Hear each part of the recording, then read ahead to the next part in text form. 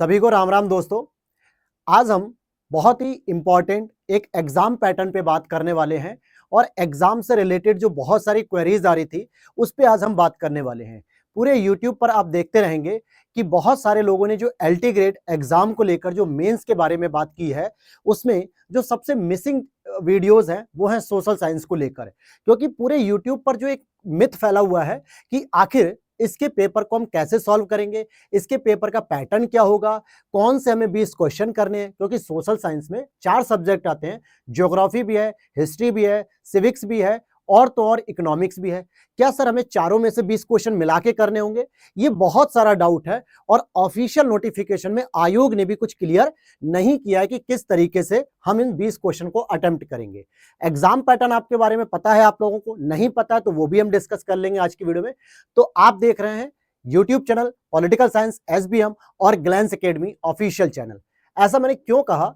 क्योंकि हमारे एक बहुत ही करीबी मित्र हैं विकास शर्मा जी, जो पॉलिटिकल साइंस एसबीएम चैनल को रन करते हैं स्पेशली टीचिंग एग्जाम को लेके। फिर चाहे वो आपके सीटेट एग्जाम हो या TGT exam, PGT exam, Bihar के जितने भी, ऑलरेडी वो बिहार में लेक्चरर के पद पे सेलेक्टेड भी हैं। तो बहुत सारे बच्चों की रिक्वेस्ट थी, तो हमने सोचा क्यों ना एक ही वीडियो को हम दोनों प्लेटफॉर्म पे डाल दें ताकि वहां टीचिंग एग्जाम के जो बच्चे हैं उनको भी चीजें समझ में आए। और हमारा ग्लैंस एकेडमी तो आप जानते ही हैं सिविल सर्विसेज के लिए बहुत ही बेहतरीन कंटेंट लेकर आप लोगों के लिए चलता है, स्पेशली यूपी पीसीएस के बच्चों के लिए। और मैंने खुद यूपी पीसीएस का 2 बार मेंस दिया है, 2023 का भी, 2024 का भी। इसीलिए ये जरूरत थी आपको बताने की कि किस तरीके से एलटी ग्रेड एग्जाम का जो पहली बार आप मेंस देंगे या इस पैटर्न से कैसे रूबरू होंगे, क्या जो है कि क्वेश्चन लिखने के पैटर्न होने चाहिए, वो सारा कुछ हम समझेंगे। तो यहां पर जो थीम आप देख रहे हैं, मेंस के सिलेबस को सबसे पहले तो हम एनालिसिस करेंगे। ये 2026 मैंने इसलिए लिखा है क्योंकि 2026 में ही मेंस होगा। नोटिफिकेशन 2025 का है लेकिन एग्जाम 26 में होने वाला है। तो सबसे पहले है मेंस के सिलेबस को एनालिसिस करते हैं। सर बुक लिस्ट कौन सी रहेगी ऐसी बेस्ट जो हम लोग फॉलो करके कहीं ना कहीं इस चीज को और बेहतर कर सकते हैं। तो चलिए शुरू कर लेते हैं आज की इस क्लास को। और उससे पहले मैं आप लोगों को ये एक चैनल दिखाता हूं जो हमारे मित्र का है, पॉलिटिकल साइंस एसबीएम। यहां पर आप देखेंगे पूरी कंप्लीटली टीचिंग एग्जाम से रिलेटेड बहुत सारी वीडियोस यहां पर।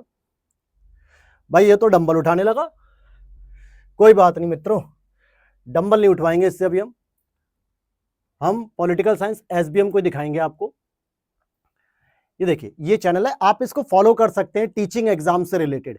बहुत सारे बच्चे यहां से पढ़ के Bihar PCS, Bihar teaching exam हुए, जैसे टीआरई 1, टीआरई 2, टीआरई 3, टीआरई 4 अभी हो रहा है। और खुद भी सर हमारे सेलेक्टेड हैं।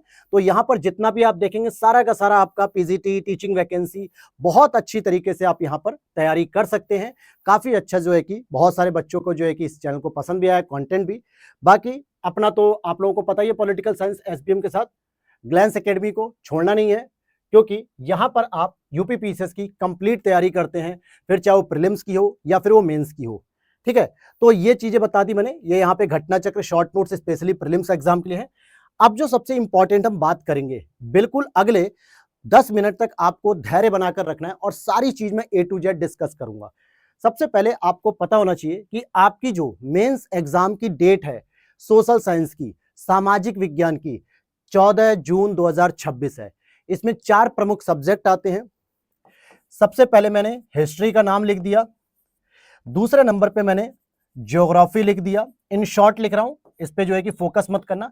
तीसरा हम सिविक्स कह सकते हैं, हालांकि उसको लोग बच्चे पॉलिटी भी बोलते हैं, लेकिन पॉलिटी केवल भारतीय राज व्यवस्था होती है, जबकि सिविक्स में आपका जो पॉलिटिकल साइंस का अप्रोच होता है ऑप्शनल वाले पेपर का, जिसमें थियरी भी आती है, थिंकर भी आते हैं, कंपैरेटिव भी होता है, इंटरनेशनल रिलेशनशिप भी होती है, सब कुछ। हालांकि मेरा खुद पीएसआईआर ऑप्शनल है, पॉलिटिकल साइंस इंटरनेशनल रिलेशन। साथ ही साथ एक सब्जेक्ट आता है इकोनॉमिक्स। अब यहां पे थोड़ा सा क्यों ना हम एग्जाम पैटर्न की जरा सा बात कर लेते हैं। ठीक है, एग्जाम पैटर्न में क्या कहा गया है कि डियर फ्रेंड्स, आपको 3 घंटे का समय दिया जाएगा, टोटल 20 क्वेश्चन दिए जाएंगे। इसमें से 10 क्वेश्चन आपके और 10 क्वेश्चन, 10 क्वेश्चन अगर आप देखोगे तो 8 मार्क्स के रहेंगे। कितने मार्क्स के रहेंगे डियर फ्रेंड्स? 8 मार्क्स के। ये आपके क्वेश्चन नंबर हैं और यहां पे 10 क्वेश्चन आपके 12 मार्क्स के होंगे। अगर आप टोटल करेंगे तो ये हो जाएगा 80 + 120 = 200 मार्क्स का जो है कि पेपर हो जाएगा। और ये पेपर आपका पूरा 3 घंटे का पेपर रहेगा। 1 मिनट बस लाइन पर रहिएगा। लाइन पे रहने का मतलब था वीडियो पे रुके रहना है, ठीक है। अब यहां पर एक बात आती है कि सर जो 8 मार्क्स के क्वेश्चन होंगे उसको हम लोगों को 125 मार्क वर्ड्स में लिखना है, ये इसकी वर्ड लिमिट भी है, ठीक है। और जो 112 मार्क्स के होंगे उसे आपको 200 वर्ड्स में लिखना है। अब इसको लिखने की जो स्किल होगी, जो आंसर राइटिंग की प्रैक्टिस होगी, इसको हम लोग एक अलग वीडियो में डिस्कस करेंगे, क्योंकि आंसर राइटिंग प्रैक्टिस पे तो आप तब जाओगे ना जब पूरे पैटर्न को समझोगे, सिलेबस को समझोगे, और सिलेबस में कौन कौन से दायरे हैं जो आपको फॉलो करने हैं। तो पहले सिलेबस समझ लेते हैं और उसके बाद हम समझेंगे कि हम कौन से 4 ऑप्शन में से कैसे पेपर बनेगा, कैसे उसका प्रेजेंटेशन होगा, कैसे उसकी स्ट्रक्चरिंग होगी, ये सभी चीजें हम डिस्कस करेंगे। सबसे पहले आपके पास ये नोटिफिकेशन होगा, नहीं होगा तो टेलीग्राम पे डाउनलोड कर लेना, मैं पोस्ट कर दूंगा LT ग्रेड का, ये पूरा का पूरा नोटिफिकेशन है। लेकिन हमें इससे नहीं मतलब है, हमें तो भाई अपने काम से मतलब है जो हमारा सिलेबस के बारे में बात करेगा। थोड़ा सिलेबस तक पहुंच लेते हैं हम लोग। चलिए यहां पर मैं थोड़ा सा इसको जूम कर देता हूं भाई, ठीक है। कंपोजिशन थोड़ा फिट होने में थोड़ा सा टाइम लेगा। हाँ,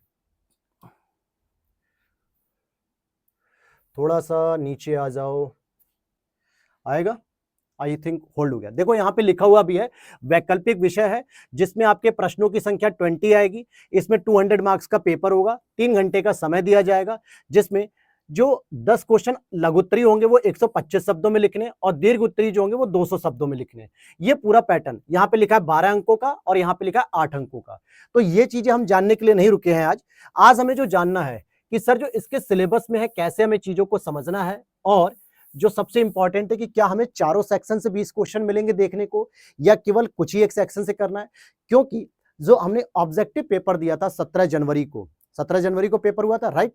तो उस पेपर में तो सर हम लोगों ने 30 क्वेश्चन जीएस के किए थे, और 60 क्वेश्चन एवरी सब्जेक्ट से दिए हुए थे 4 सेक्शन से, जिसमें हमें कोई भी 2 सेक्शन को चूज करना था, चाहे वो हमारे एकेडमिक या ग्रेजुएशन में थे या न थे। जैसे कुछ बच्चों ने ज्योग्राफी पॉलिटी किया होगा, सिविक्स मतलब, कुछ बच्चों ने हिस्ट्री इकोनॉमी किया होगा, कुछ बच्चों ने इकोनॉमी और सिविक्स कर लिया होगा। तो इस तरीके से 2 सेक्शन करने थे। लेकिन क्या यहां पर भी हमें 20 क्वेश्चन में दोनों सेक्शन करने होंगे? तो देखते हैं आगे, हम लोग इसको भी समझ लेंगे। सबसे पहले हम सिलेबस की बात करते हैं। देखो सिलेबस यहाँ पे थोड़ा सा इंग्लिश में लिखा हुआ है, मैं आपको हिंदी में डिक्टेट कर देता हूं। पहले तो मेरी पीडीएफ हो जाए ऊपर नीचे भाई। देखिए यहां पे लिखा हुआ है प्रारंभिक और मुख्य परीक्षा सोशल साइंस के लिए पूरा पाठ्यक्रम, प्रारंभिक और मुख्य परीक्षा दोनों के लिए पाठ्यक्रम दिया हुआ है। और यहां पर जो पाठ्यक्रम के तौर पे आपको देखना है, सबसे पहले ज्योग्राफी की बात कर रहा है, जिसमें आपको मीनिंग एंड स्कोप, अर्थात भूगोल किसे कहते हैं, भूगोल का क्या अर्थ होगा, और स्कोप उसका क्षेत्र क्या क्या, किस किस स्टडी को हम इसमें इंक्लूड करते हैं भूगोल के अंतर्गत। ध्यान देना कि मैं आपको इंग्लिश टू हिंदी नहीं करा रहा हूं, ये तो आपको ऑफिशियली लेटर मिल चुका होगा या ऑफिशियली सिलेबस होगा आपके पास हिंदी का। मैं आपको एरिया बता दूं पहले कौन कौन सी चीजों को आपको कवर करना है, राइट। जैसे बहुत सारे बच्चों केवल अपने सब्जेक्ट के बारे में पता है कि नहीं पता, ये भी देख लो। प्लस फिजिकल ज्योग्राफी, जिसमें सोलर सिस्टम इंट्रोडक्शन किया जाएगा, सौर सिस्टम के बारे में बताएंगे, ओरिजिन ऑफ अर्थ, और फिर कांट, लैप्लेक्स, ये सारी चीजें जो है कि हम लोग जेम्स वगैरह, जीन्स, रिवॉल्यूशन, रोटेशन, इंक्लाइनेशन, कि किस तरीके से पृथ्वी घूर्णन करती है, किस तरीके से पृथ्वी जो है कि परिक्रमण करती है, सूर्य के चारों ओर चक्कर लगाती है, तो कैसे मौसम में परिवर्तन होता है, अपनी ही धुरी पर घूमती है तो किस तरीके से दिन और रात में परिवर्तन होता है, 0 डिग्री से साउथ जाएगी, 0 डिग्री से नॉर्थ जाएगी, तो कैसे हम कर्क रेखा, मकर रेखा की सिचुएशन को कैलकुलेट करेंगे, ठीक। ये सारी चीजें हम इसमें पढ़ेंगे। लिथोस्फीयर में जैसी आप आएंगे, लिथोस्फीयर यानी पृथ्वी के ऊपर की जो परत होती है उसकी संरचना जो होती है, उसके अंतर्गत आप पढ़ेंगे सियाल, सीमा, नीफे, ये शॉर्टकट वर्ड है, देखो आयोग भी यूज कर रहा है। सीमा मतलब हो गया सिलिका और मैग्नीशियम, सियाल मतलब सिलिका और एल्यूमिनियम, नीफे मतलब निकेल और फेरस, जो कि आपके कोर में पाया जाता है। जैसे पृथ्वी के संरचना को कट करते हैं तो कोर में पाया जाता है ये सारी चीजें। तो वहां पे जितनी भी वोल्केनिक घटनाएं होती हैं, ज्वालामुखी की होती हैं, सुनामी की होती है, अर्थक्वेक आते हैं, ये सभी चीजों को इसमें डिस्कस करना है। एटमॉस्फेयर में जब आओगे, वायुमंडल में, वायुमंडलीय दाब में आओगे, जिसमें आपको जो भी लेयर्स होती हैं, ठीक है, क्षोभ मंडल, समताप मंडल, मध्य मंडल, आयन मंडल, बहिर्मंडल, इन सभी की गतिविधियां, इन सभी में टेम्परेचर, इन सभी में ह्यूमिडिटी, इन सभी में प्रेशर डिफरेंस, ये सारी चीजें, कैसे जेट स्ट्रीम यहाँ चल रही है, कैसे चक्रवात हो रहा है, कैसे एंटी साइक्लोन कंडीशन है, किस तरीके से आप मेघ गर्जन देखते हैं, बारिश की स्थिति देखते हैं, ये सभी टॉपिक आप इसमें डिस्कस कर लोगे।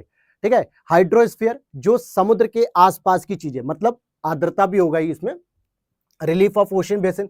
बायोस्फीयर हो गया। अब देखो यहां पे इंपॉर्टेंट ध्यान देना, कहीं भी एनवायरमेंट अलग से नहीं लिखनी है, इसी में मिलेगा आपको। ज्योग्राफी में बायोस्फीयर मिलेगा, बायोम मिलेगा, इकोसिस्टम मिलेगा, इको लाइन मिलेगी, ये सारी चीजें, कॉन्सेप्ट ऑफ इकोसिस्टम, बायोस्फीयर, ये सभी चीजें मिलेंगी आपको। ठीक है, एक सेकेंड। तो इस तरीके से फिर ह्यूमन जियोग्राफी आएगी। अब ह्यूमन जियोग्राफी में आप देखोगे कि जो मानव भूगोल होता है उसमें किस तरीके से भूगोल मानव को प्रभावित करता है, कौन कौन सी ऐसी मानवीय गतिविधियां होती हैं जो भूगोल को निर्धारित करती हैं, किस तरीके से वो अपनी जीविका और आर्थिक क्रियाओं को संपन्न करते हैं, ये सभी चीजें। फिर ह्यूमन सेटलमेंट, कैसे जो है कि आप अगर देखोगे meaning and fundamental elements, settlement types and pattern, rural and urban settlement, जो आवासीय क्षेत्र होते हैं कि ग्रामीण अधिवास कैसे होते हैं, शहरी अधिवास कैसे होते हैं, नदियों का क्या क्रम होता है वहां पे, ये पूरा एक पैटर्न आप पढ़ेंगे। इकोनॉमिक ज्योग्राफी, मतलब भूगोल में जो उत्पादन की क्रिया हम लोग पढ़ते हैं, सिंचाई की व्यवस्था जो पढ़ते हैं, मृदा की गुणवत्ता की बात करते हैं, कैसे आर्थिक स्थिति को मजबूत किया जाता है, ये सभी चीजें। और फिर लास्ट में आपको पढ़ना है ज्योग्राफी ऑफ इंडिया। ये पूरा कॉन्टेक्स्ट पढ़ने के बाद आप इन्हीं सब चीजों को भारत के संदर्भ में भी पढ़ोगे। भारत के संदर्भ में जब पढ़ोगे तो location, extent, international borders, Indian ocean, economic and strategic importance and फिर ये ड्रेनेज सिस्टम है, rainfall and distribution, vegetation, climate reason Copenhagen के द्वारा, ये बहुत सारी चीजें इसमें जो है कि इंक्लूड हैं। अब यहाँ पे अगर मैं आपको आगे की स्लाइड पर लेके चलूं, इकोनॉमिक्स, सिविक्स एंड हिस्ट्री का उधर ही रह गया क्या सिलेबस। चलो तो थोड़ा सा मैं इसको और आपको हिस्ट्री की तरफ लेकर चलता हूं। तो देखो लास्ट में जो यूनिट दे रहा है ज्योग्राफी ऑफ इंडिया, तो कुल मिला के 10 यूनिट हैं और इन्हीं से इन्होंने प्रीलिम्स के प्रश्न बनाए, अब इन्हीं से ये लोग मेंस के प्रश्न बनाएंगे। हिस्ट्री का देख लेते हैं। Silent feature of pre historic culture in India, मतलब कि आद्य ऐतिहासिक से पहले जो प्रागैतिहासिक था, जो पाषाणिक सभ्यता थी, उसके बारे में यहां पर। तो अभी तो हम लोग थोड़ा सा सिलेबस को एक्सप्लोर कर रहे हैं और आपके दिमाग में ये क्वेरीज आ रही होगी कि सर ये सब तो ठीक है, ये सब तो हमें पता चल रहा है सिलेबस के बारे में, लेकिन सर इसके लिए कोई बेस्ट बुक क्या होगी, वो भी अभी डिस्कस करेंगे। वीडियो में बने रहो, अगले लगभग 12 मिनट की वीडियो की 20 से 25 मिनट में सारी चीजें क्लियर कर दूंगा मैं। ठीक है। अब यहाँ पे प्री हिस्टोरिक जो कल्चर्स थे, जैसे आपके प्रागैतिहासिक में आप पाषाण सभ्यता को भी पढ़ सकते हो, हड़प्पा सभ्यता भी आप पढ़ सकते हो, ताम्र पाषाण की सभ्यता। ठीक है। प्री हिस्टोरिक किसको कहा जाता है, पहले तो ये पता होना चाहिए। हिस्टोरिक उसको कहते हैं जिसके पास एक लेखन शैली होती है और उस शैली को पढ़ा भी जा सकता है। जो सामान्यतः हड़प्पा काल की शैली तो थी चित्रात्मक, लेकिन उसको पढ़ा नहीं जा सका, इसलिए उसको भी हम प्री हिस्टोरिक में एक तरीके से डाल देते हैं। और पाषाण काल में तो हिस्टोरी मतलब कोई शैली थी भी नहीं, पढ़ने की बात ही नहीं है, तो ये सब चीजें पढ़ोगे किस तरीके के। फिर chief characteristics of Indus valley civilisation. अब यहां पर आपको याद नहीं करना, रटना नहीं कि राखीगढ़ी कहां था, लोथल से क्या मिला, भगवा नदी पे क्या था, यूपी में आलमगीरपुर में क्या था, ये सब नहीं। इसके बेसिक कॉन्सेप्ट पे जाना है, जैसे कि टाउन प्लानिंग। भाई एक टाउन को इन लोगों ने किस तरीके से डेवलप किया था, टाउन प्लानिंग क्या थी आपकी, चाहे वो 90 डिग्री समकोण पे रोडों को काटा जा रहा हो, सड़कों को, नालियों को ढक के रखा जाता था, व्यापार की मंडली हुआ करती थी, सारी चीजें इसमें। प्लस हड़प्पा एंड मोहनजोदारो जो कि सबसे इंपॉर्टेंट लोकेशन है, इनको कवर करना है। Stone sculpture, terracotta figurines and seals, sealings and religion, मतलब धर्म क्या था इनका, मोहर क्या थी इनकी, ये सारी चीजें इनको डिस्कस करनी है। Polity, society, economic and religion of early वैदिक पीरियड, चेंजेस इन लेटर वैदिक पीरियड, मतलब ऋग वैदिक पीरियड और उत्तर वैदिक पीरियड, इनके बारे में अगर मैं कहूं, जो आप देखोगे कि आपने इसको पढ़ा होगा कि 1500 बीसी से लेकर 600 बीसी के बीच में। लेकिन अगर जब आप पढ़ते हो 1500 बीसी से लेकर 1000 बीसी के बीच में, तो यहां पर जो आप पीरियड पढ़ते हो उसे हम लोग कहते हैं ऋग वैदिक पीरियड। ठीक है, जो मुख्य रूप से कैसा था, पशुपालक समाज पे आधारित था। फिर उसके बाद आता है आपका 1000 से 600 बीसी की जो टाइमलाइन होती है, यहां पे आता है उत्तर वैदिक, यानी वेदों के आगे वाला काल। और यहां पे मुख्यतः ये लोग जो है कि कृषक सभ्यता को लेकर आगे चलते हैं, कृषक हो जाते हैं पशुपालन के साथ साथ, और अन्नागार और जो है कि अधिशेष पर बात करते हैं। तो यहाँ की पॉलिटिक कैसी थी, मतलब राजतंत्रात्मक था या गणतंत्रात्मक था, सभा समिति विदत की कोई इंपॉर्टेंस थी कि नहीं थी, कैसे उत्तर वैदिक काल में राजा जो है कि ज्यादा शक्तिशाली होता चला जा रहा, महाजनपद की स्थापना भी होने लगी इस तरीके से, समाज कैसा था, अर्थव्यवस्था क्या थी, रिलीजन क्या थे यहाँ पे, वेदों पे, कर्म कांडों पे, ये सभी चीजों को इंक्लूड करना है। Silent feature of Jainism, Buddhism और वैष्णववाद और शैववाद, यानी कि शैव धर्म, वैष्णव धर्म, बौद्ध और जैन। यूपी का जो सबसे फेवरेट टॉपिक है वो है बौद्ध धर्म। ये लिखा जरूर है 4 टॉपिक, लेकिन मैं गारंटी दे सकता हूं 4 में से केवल एक बुद्ध धर्म को भी अगर आप पढ़ के चलेंगे ना बहुत डिटेल से, तो ये मान के चलो कि आपका कोई इशू रहेगा ही नहीं, ये क्वेश्चन यहीं से हो जाएगा। मौर्य पीरियड में बात करें तो origin of Mauryas, achievement of Chandragupta, his administrative public works, Ashoka के बारे में पढ़ना है, फिर उसके धम्म के बारे में, और फिर साथ ही साथ एस्टिमेट ऑफ जो अशोक के थे, causes of downfall of the Mauryan empire. Mauryan empire का जो कॉजेस था कि क्यों वो डाउनफॉल होता चला गया धीरे धीरे, क्यों जो है कि वृहदत्त की हत्या करके पुष्यमित्र शुंग ने एक शुंग वंश की स्थापना की, ये पूरा एक स्ट्रक्चर आपको पढ़ना है। फिर political history of Gupta dynasty, Srigupta ने स्थापना की, चंद्रगुप्त प्रथम, फिर समुद्रगुप्त, फिर चंद्रगुप्त द्वितीय, ये सारी चीजें इसमें कवर कर लेनी है। सबसे इंपॉर्टेंट एक क्वेश्चन यहां से फिक्स है मेरे भाई, चोल पीरियड। क्यों दक्षिण भारत में सबसे ज्यादा फोकस चोल पीरियड को किया था? क्योंकि चाहे इसकी कला की बात करें, चाहे इसके साम्राज्य की बात करें, चाहे इसके स्थानीय स्वशासन की बात करें, जो सबसे पहले पंचायती राज की शासन की बात, लोकल गवर्नेंस की बात चोल साम्राज्य में मिलती है, ये बहुत इंपॉर्टेंट रोल प्ले करती है हमारे आज भी पूरे सोसाइटी के अंदर। तो इसके बारे में जरूर हमको पढ़ना है, ठीक है, इसके बारे में जरूर। और आपको याद होगा कि 2 से 3 प्रश्न हिस्ट्री के आए हुए थे इस बार एलटी ग्रेड में, प्रीलिम्स में, राजेंद्र प्रथम, राजराज प्रथम, इनके बारे में आए हुए थे ये प्रश्न। फिर फॉरेन इन्वेजन, जो विदेशी आक्रमणकारी आते हैं जो 712 ईस्वी के आसपास, जैसे अरब से आते हैं, गजनी आते हैं, महमूद गजनी के बाद मोहम्मद गौरी आते हैं, इनका क्या उद्देश्य था, ये सारी चीजें। दिल्ली सल्तनत हो गया, मुगल हो गया, मिडवल हो गया, और मिडवल कल्चर जो आपकी आर्ट एंड कल्चर। और यहां से एक प्रश्न फिक्स है, डेफिनेटली फिक्स है, बताऊंगा आगे कैसे जो है कि मिडवल सोसाइटी एंड इकोनॉमी वगैरह, ये सारी चीजें। फिर इसमें और आप देखोगे तो revolt of 1857, causes, nature, impact, पुनर्जागरण, modern India, Indian national movement, non cooperation, contribution of M K. Gandhi, Bal Gangadhar Tilak, Gokhale, S C. Bose, achievement of independence and India after independence till 1950। कितने साल का कह रहा है? 1947 से 1950 टिल 1950, यानी 3 सालों में जो संविधान सभा बन रही थी, जो संविधान को एग्रीमेंट किया था, स्वीकृत किया था, ये पूरी प्रक्रिया के बारे में बात की जा रही है और कुछ नहीं। यहां पर एक चीज नोटिस किया आपने, क्या चीज थी वो? कि वर्ल्ड हिस्ट्री जैसा टॉपिक है ही नहीं। पहली चीज, वर्ल्ड हिस्ट्री को आपको नहीं पढ़ना है, इसके लिए आपको परेशान नहीं होना है, राइट। अब दूसरी बात हम करते हैं, इकोनॉमिक्स के सिलेबस को भी देख लेते हैं इसी तरीके से। चलो भाई आप ऊपर हो जाओ भैया।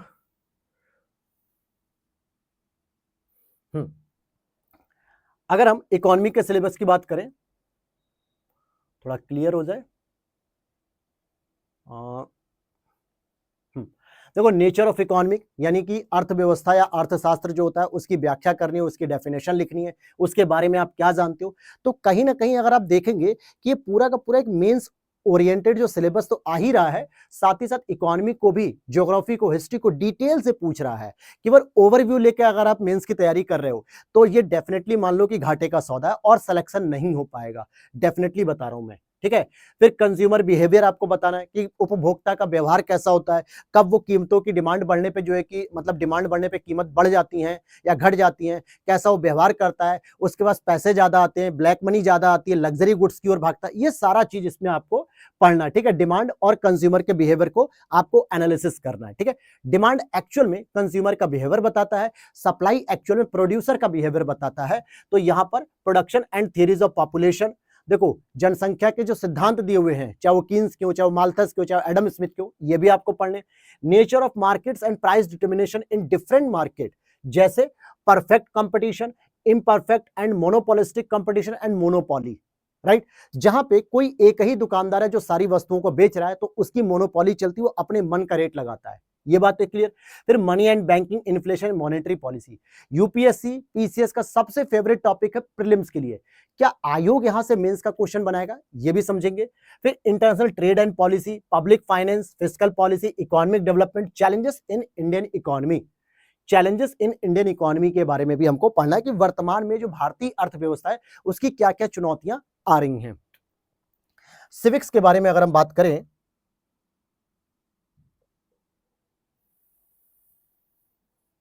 सिविक्स का तो सिलेबस यहीं पे डिफाइन कर दिया गया है। थोड़ा सा मैं इसको जूम कम कर दूं, देखता हूं रिफ्रेश हो गया। हाँ, देखो पॉलिटिकल थियरी की बात कर रहा है। सबसे पहले ध्यान देना, बहुत सारे बच्चे इसमें कंफ्यूज हो रहे हैं कि क्या सर हम केवल इंडियन पॉलिटी पढ़ के जाएं, लक्ष्मीकांत को पढ़ ले जो यूपी पीसीएस के बच्चे पढ़ते हैं, या फिर हम कोई डीडी बसु पढ़ ले, सुभाष कश्यप पढ़ ले, पुखराज जैन पढ़ ले, दुर्गादास बसु पढ़ ले। बहुत सारी किताबें मार्केट में हैं, लेकिन अभी आप रुको, पहले सिलेबस को समझ लो। कह रहा है पॉलिटिकल थियरी, फिर उसके बाद सिविक्स पे आ गया डायरेक्ट। पॉलिटिकल थियरी क्या, आखिर उसमें क्या पढ़ोगे आप भाई? पॉलिटिकल थ्योरी, अगर आप पॉलिटी के स्टूडेंट हैं तो आपको पता होगा कि इसमें हमको उदारवाद पढ़ना होता है, इसमें हमको जो है कि मार्क्सवाद पढ़ना होता है, इसमें हमको गांधीवाद पढ़ना होता है, इसमें हमको समाजवाद पढ़ना होता है, प्लस और भी जो थियरीज हैं इसमें जितने भी वाद होते हैं वो भी आपको पढ़ने। स्वतंत्रता के बारे में पढ़ना है, समानता के बारे में पढ़ना है, अधिकार के बारे में पढ़ना है, सत्तावाद के बारे में पढ़ना है। बहुत सारे इसमें थियरीज के टॉपिक है। उसने क्या किया, सिलेबस ने बस एक वर्ड लिख दिया पॉलिटिकल थियरी। अब समझते रहो। तो एटलीस्ट जो मेजर मेजर टॉपिक होते हैं, राइट्स हो गया, लिबर्टी हो गया, चाहे वो जीएस मिल के कॉन्सेप्ट हो, बेंथम के कॉन्सेप्ट हो, बोंदा के कॉन्सेप्ट हो, रूसो के कॉन्सेप्ट हो, हॉब्स के हो, ये आपको पढ़ना है इसमें। फिर आ जाए सिविक्स। अब सिविक्स के लिए definition, nature and scope, state definition, elements of state, origin state, जैसे डिवाइन थ्योरी, दैवीय सिद्धांत की जो बात की जाती है, कॉन्ट्रैक्ट थ्योरी जिसमें हॉब्स के सिद्धांत, लॉक के सिद्धांत, रूसो के सिद्धांत पढ़ेंगे कि कैसे राज्य का समझौता करके निर्माण किया गया है। इवोल्यूशनरी थ्योरी मतलब विकासवादी सिद्धांत की बात की जाती है। और इन टॉपिक से यूपी पीसीएस के एलटी ग्रेड एग्जाम में प्रीलिम्स में प्रश्न 3 से 4 थे। मार्क्सिस्ट थ्योरी हो गई, मार्क्सवाद कैसे बताता है कि राज्य पूंजीपतियों और बुर्जुआ वर्ग का जो है कि हाथ की कठपुतली है, केवल श्रमिकों को शोषण करते हैं, ये सारी चीजों के बारे में। फिर यहीं पे आप equality, liberty, right, sovereignty, pluralism, law, theories of punishment, ठीक, ये इसने थियरी दे दी। कॉन्स्टिट्यूशन में आएंगे तो definition, classification, government, parliamentary, presidential, unitary and federal. तो ये पैटर्न बताना है कॉन्स्टिट्यूशन का। भारत का कॉन्स्टिट्यूशन अभी पढ़ना ही नहीं है, वो तो नीचे कहीं मिलेगा आपको। अभी बस आपसे पूछ रहा है कि संविधान क्या होता है, संविधानवाद क्या होता है, उसकी व्याख्या बता दीजिए। जो संघात्मक शासन होता है, जो अध्यक्षात्मक शासन होता है, जो संसदात्मक शासन होता है, जो एकात्मक शासन होता है, उनकी विशेषताएं बताओ। ये सारी चीजों को डिस्कस किया जा रहा है। Organs of government, legislature, executive, judicial, democracy and dictatorship, individualism, liberalism, scientific socialism and fascism. फिर थिंकर पे आते तो प्लेटो, अरस्तु, Hobbes, Locke, Rousseau, Jeremy Bentham, John Stuart Mill, Karl Marx, Manu, Kautilya, Gandhi. अगर आप देखोगे तो कहीं ना कहीं ये सिलेबस आपने यूजीसी नेट के एग्जाम में पढ़ा होगा, ठीक, लेकिन वहां पे आप ऑब्जेक्टिव पैटर्न में पढ़ रहे होते हैं और यहां पर आपको रिटन फॉर्म में लिखना है। जो पहली बार एलटी ग्रेड का एग्जाम हो रहा है तो यहां पे ये जरूरी है कि यूपी पीसीएस के जो बच्चे मेंस पहले से दे चुके होंगे उनको ये आइडिया होगा कि हमें किस तरीके से इसको प्रेजेंट करना है। फिर इंडियन गवर्नमेंट एंड पॉलिटिक्स, इसी में एक अलग पार्ट दे दिया, थियरी यहां पे और यहां पे अलग कर दिया, जिसमें आप कंट्रीब्यूशन ऑफ गोखले का पढ़ोगे। गोखले जी का योगदान चाहे तो हिस्ट्री में पढ़ सकते हो, चाहे इसमें पढ़ोगे। तिलक जी, गांधी जी, नेहरू जी, सुभाष चंद्र बोस जी, डॉक्टर भीमराव अम्बेडकर जी, इन सभी का फ्रीडम स्ट्रगल में जो है कि योगदान पढ़ना है। Silent feature of Indian constitution, जैसे फंडामेंटल राइट, डीपीएसपी, और भी जो हमारे संविधान की जो विशेषताएं हैं जो प्रस्तावना में लिखी होती है उनको इलेबोरेट करना है सारी चीजों को। And federal system, centre state relationships, जो केंद्र और राज्यों के मध्य में जो विवाद होता है, तनाव होता है, समझौते होते हैं, जो समाधान के जो स्ट्रक्चर हैं, इसको आप डिफाइन करेंगे। President, council of minister, parliament, supreme court. और फिर Indian administrative and Indian foreign policy, specially India's relation with Pakistan, Nepal and Sri Lanka. वो कह रहे हैं कि हमें केवल पाकिस्तान, नेपाल और श्रीलंका के साथ विदेश नीति बता दो, हम अमेरिका, रूस, चीन, जापान को नहीं पूछते हैं। भाई एलटी ग्रेड का एग्जाम दे रहे हो ना, कोई ऑप्शनल पेपर नहीं दे रहे हो, कोई यूजीसी नेट नहीं दे रहे हो, कोई मास्टर्स का पेपर नहीं दे रहे हो, केवल एक एग्जाम दे रहे हो जिसमें इसने 3 देशों के बारे में पूछा और विदेश नीति की जो हमारी बेसिक फंडामेंटल्स हैं, बेसिक जो प्रिंसिपल्स हैं, जैसे नॉन अलाइनमेंट हो गया, ठीक है, और एक तरीके से सार्क पॉलिसी हो गई, रीजनलिज्म को बढ़ावा देने की बात हो गई, no first use, nuclear weapon की जो थियरीज है, ऐसे बहुत सारे कॉन्सेप्ट्स हैं जो आपको इसको पढ़ लेना है। तो यहां तक तो मैंने आपको लगभग सिलेबस को इन शॉर्ट कर दिया, जो आपको पता है। जो सबसे इंपॉर्टेंट चीज है सर, वो कौन बताएगा? वो भी मैं ही बता देता हूं, मत परेशान हो।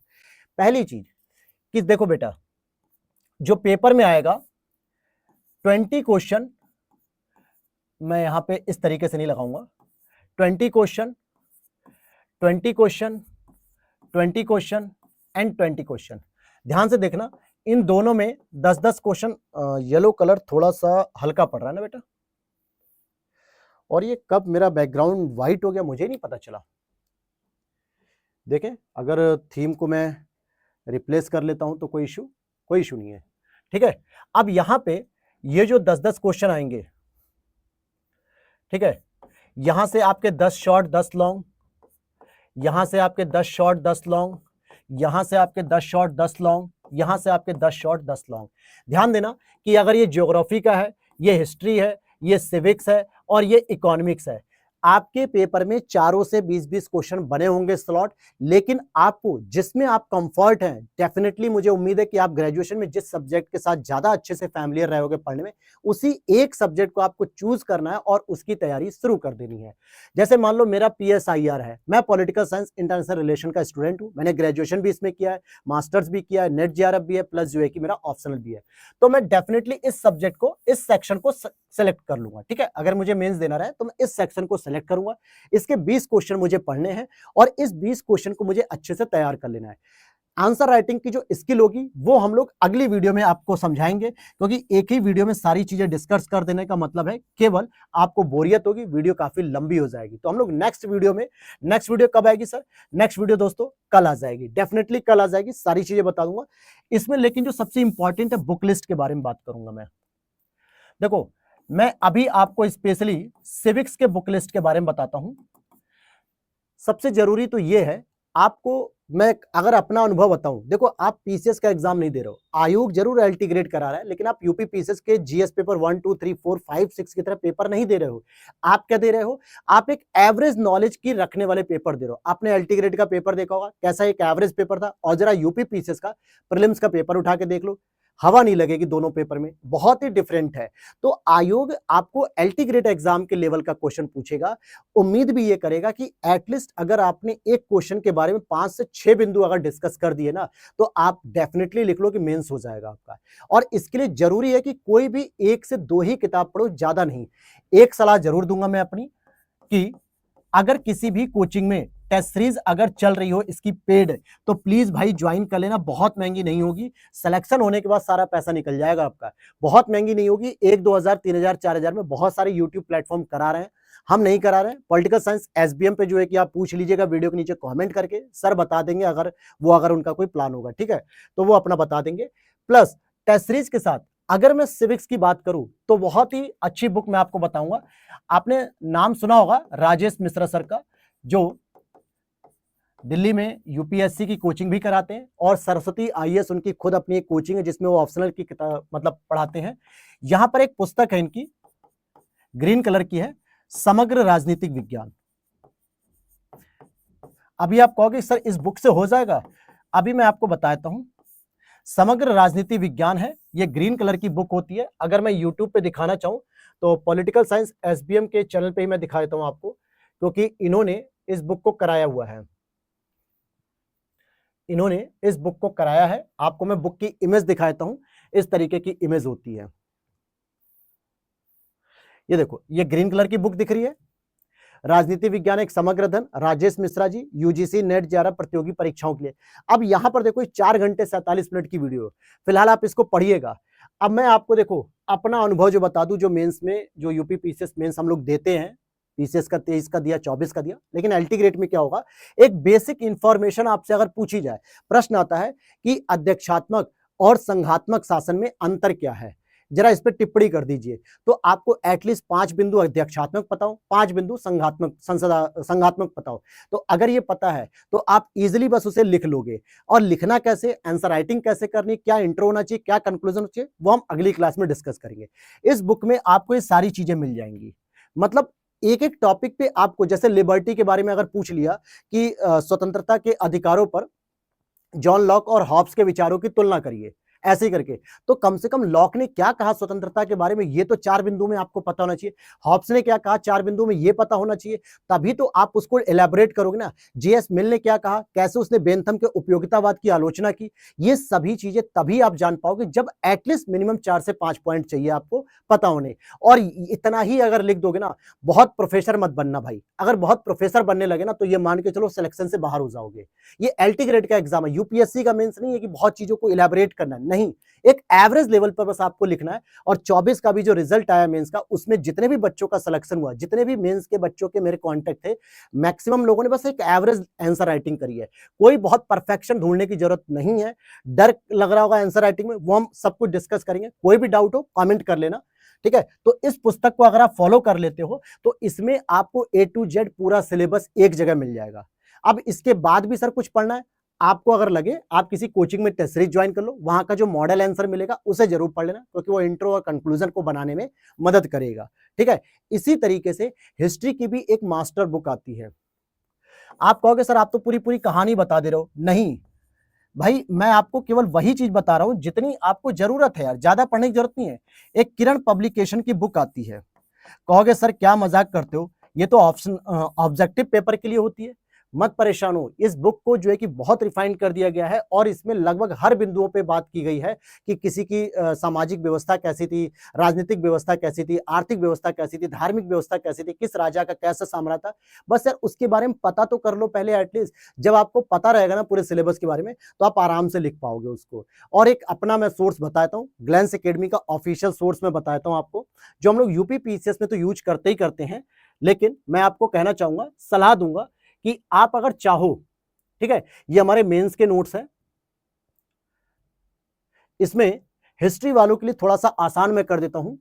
एंशिएंट और मिडिवल जो है कि जो आर्ट एंड कल्चर वाला पार्ट है, ये आर्ट एंड कल्चर के नोट्स आपको मैं दिखाता हूं किस तरीके से मैंने यूपी पीसीएस के लिए डिजाइन किए हुए हैं।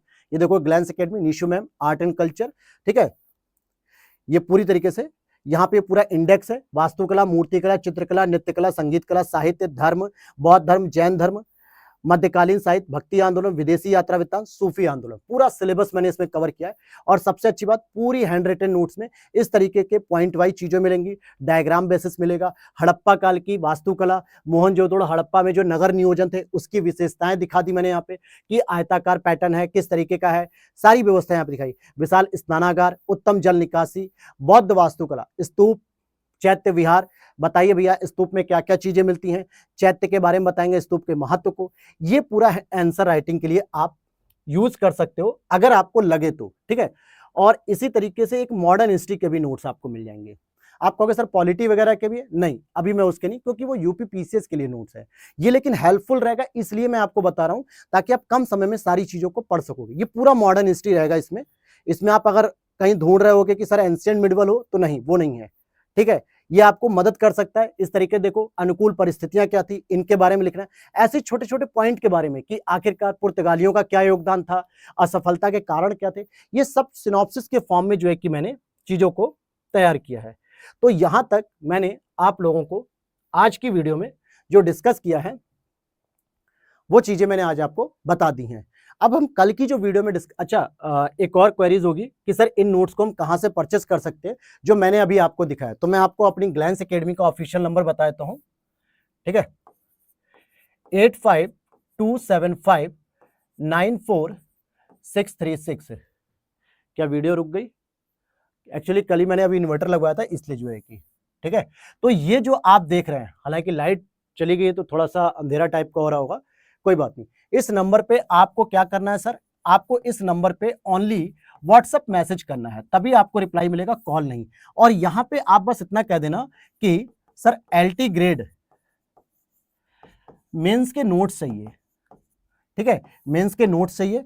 और इसको भी हमने एक नाम दिया है लक्ष्य भेद, स्पेशली ये यूपीएससी या स्टेट पीसीएस के लिए इंपॉर्टेंट होता है, लक्ष्य भेद मेंस नोट्स। तो इनको जो है कि आपको डिमांड कर लेनी है। ध्यान रखना, ये सभी पीडीएफ ओनली पीडीएफ फॉर्म में मिलेंगी, प्लस हिंदी मॉडल में मिलेंगी, हिंदी पैटर्न में, और ये सभी पीडीएफ मेरे दोस्त पेड हैं।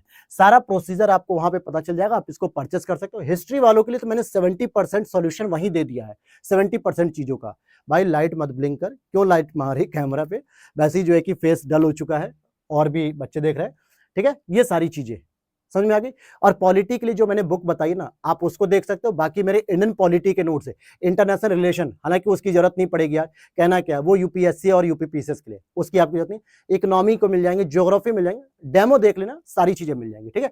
तो मिलते हैं नेक्स्ट वीडियो में। नेक्स्ट वीडियो हमारी होगी आंसर राइटिंग स्किल को लेकर, कि कैसे हम आंसर राइटिंग को करेंगे सोशल साइंस में। वीडियो अच्छी लगी तो लाइक कर देना, चैनल पे पहली बार तो सब्सक्राइब कर लेना, पॉलिटिकल साइंस एसबीएम को और ग्लैंस एकेडमी पे, दोनों ही प्लेटफॉर्म पे आपको ये सेम वीडियो देखने को मिलेगी। डिपेंड करता है कि आप कहां से इस वीडियो को देख रहे हैं। और अगर टीचिंग एग्जाम से रिलेटेड कोई भी इंफॉर्मेशन हो, कोई भी इंक्वायरी आपको करनी हो, तो पॉलिटिकल साइंस के टेलीग्राम चैनल और यूट्यूब चैनल से जुड़ के वहां पे सर से आप बात कर सकते हैं। तो जय हिंद, जय भारत दोस्तों।